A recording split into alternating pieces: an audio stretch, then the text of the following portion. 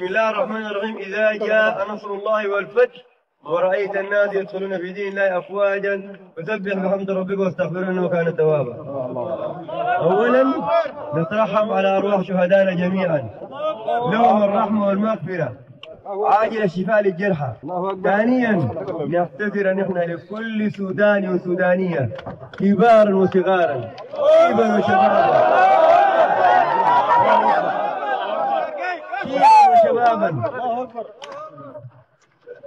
من مأساة هذه الحرب اللعينة الفرضوها فينا الفلول الانقلابيين.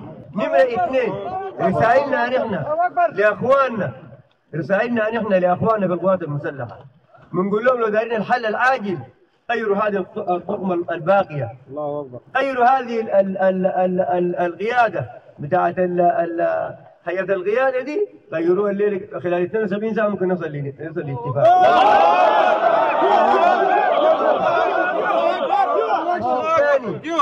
الشيء الثاني رسالتنا لشبابنا بالدعم السريع. أبطال الدعم السريع، أمهات الدعم السريع، أخوان الدعم السريع، أخوان الدعم السريع،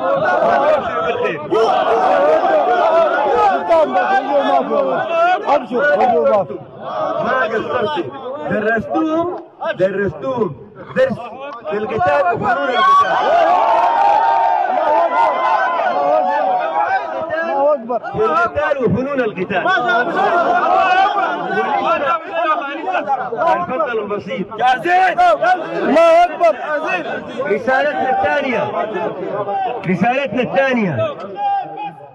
رسالتنا الثانية لأخونا ياسر عطا.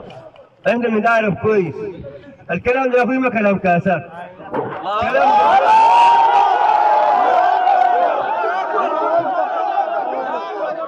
كلام ده كلام جد. فأحسن لك التصريحات اللي ما عندها قيمة دي خليها.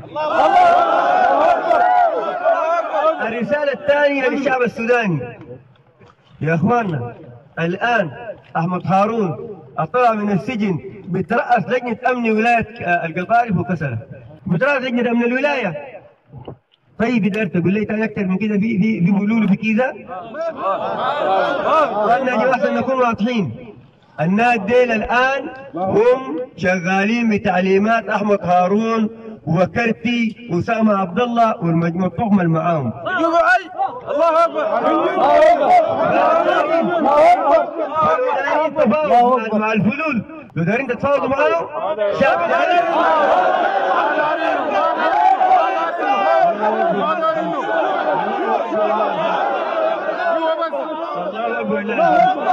طيب يا اخوانا، احنا رسالتنا واضحه، احنا دعاة السلام ما دعاة فتنه ولا دعاة حرب، ودمروا السودان الان. خلونا كلنا نتجه للسلام، لكن الجماعه دي البرهان دي قاعدين في البدرومات دي يسلموا نفسهم.